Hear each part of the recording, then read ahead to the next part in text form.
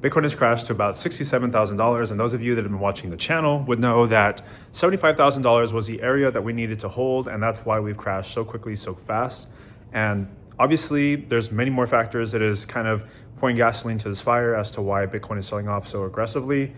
You know, obviously we have the stock market taking a huge correction, we have precious metals taking a correction, the dollar is basically getting devalued. And there's just a lot of tensions going on around the world, obviously. There's like, where do I even begin? There's specific like Epstein files going on. We have all this drama when it comes to the administration, how they're handling the country, everything, right? I think the AI bubble is kind of coming to an end, in my personal opinion. And I think that just like the evaluations across the board have been very overblown. And I think that those chickens are coming home to roost. So, I just kind of want to like hop on here because I know that everybody's going through a lot of, stress right now, because those of you that watch the channel, I'm pretty sure most of you guys are invested into the markets. And I don't know how long you guys have been here. I've been investing in the market since about 2013-ish, crypto since 2016. And I've seen a lot of traders and investors kind of come and go, and just a lot of drama across the board as well. And the same thing kind of happens over and over and over when it comes to these, the psychology when it comes to the market, but then also the structure and the behavior of how these financial institutions move, how the whole, stock market, equities, all that kind of stuff just kind of plays out. And again, this is why I've kind of been cautioning everybody when it comes to Bitcoin and crypto in specific.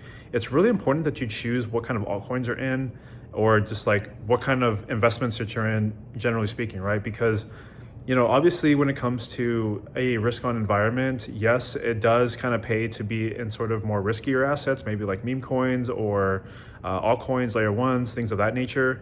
If that's what you're into, right? I've always been preaching that you should be very Bitcoin heavy and then maybe speculate on like layer ones or just applications that actually generate fees. That's why I've been very bullish on like Hyperliquid. I like Jupiter, even though the price of that has been kind of underwhelming in my opinion, but I think that they're doing a lot of good things.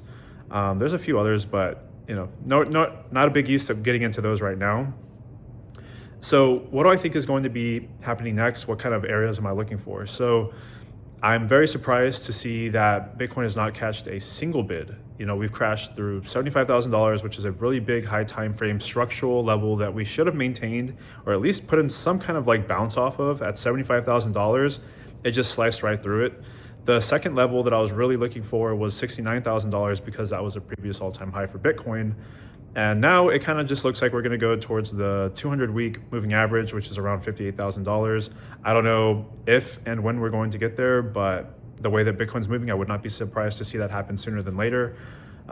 There's a lot of speculation whether we've been in a bear market the whole last year because of, Bitcoin priced in gold, or because of how the altcoin market has moved and the ETF flows. And just objectively speaking, things are just very, very different when it comes to the whole Bitcoin cycle.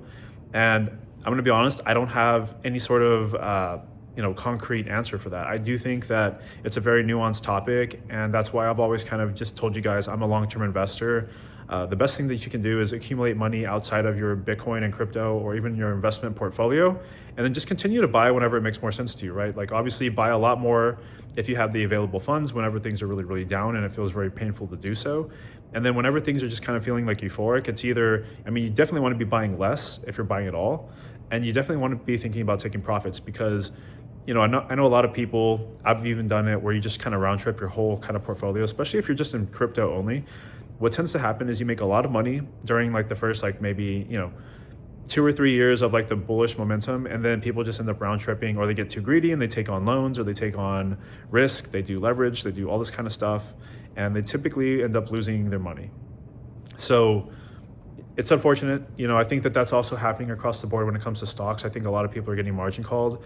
And I think that there's a lot of, Bitcoin treasury companies, specifically like, Tommy Lee's Ethereum position is down like 50% now. I think that's about to put in like some sort of record for Wall Street on like the biggest losses.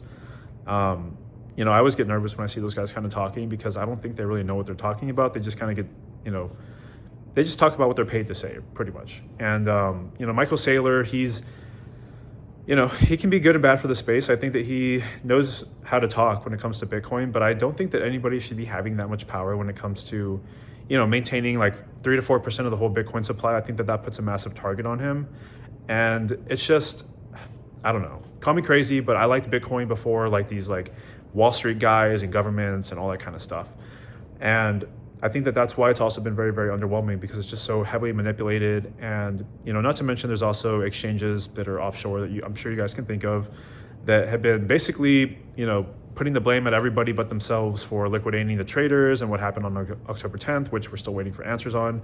And so it's just a very, very weird time to be in the markets, and just, it's normal, guys, to feel very, very like overwhelmed, lost. Sometimes it's even hard for me, right? Because I'm a guy that likes to advocate for like fitness and just like going on like runs, going to the gym, maintaining my diets, all that kind of stuff, and just like having a healthy balance when it comes to my relationships.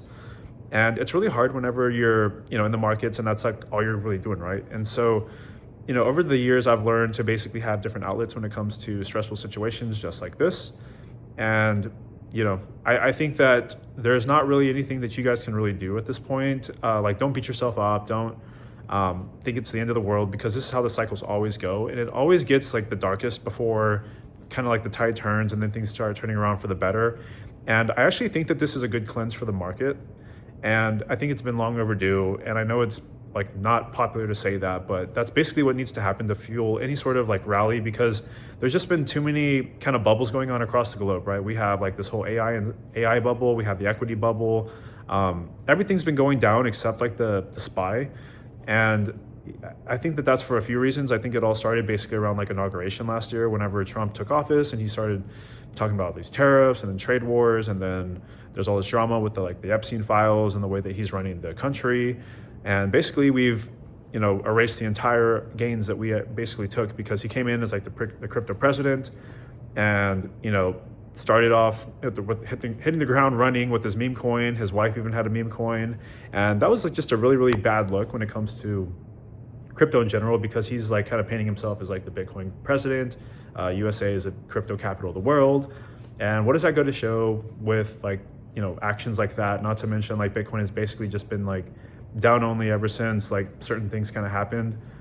So it's just very frustrating. And that's not to say that Bitcoin's not going to stick around. I still think that Bitcoin is the best asymmetric bet that you can take when it comes to investing, because realistically speaking, like if you're buying gold and silver, obviously I still think that those are going to do well. But the thing with most people that I find that I come across is they're not really the ones that have like millions and millions of dollars to where they can afford to put it more in like, less risky, but assets that are still going to go up with inflation.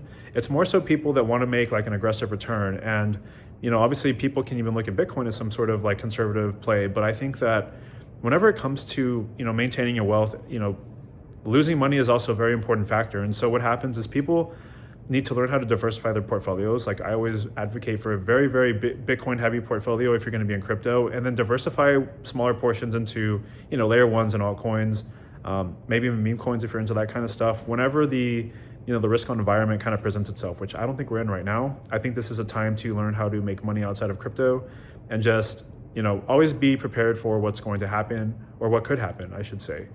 And so my whole general outlook on what I think is going to happen next is I think that, Bitcoin could, go down a little bit lower. I think that maybe it would make sense to go into like the 50s.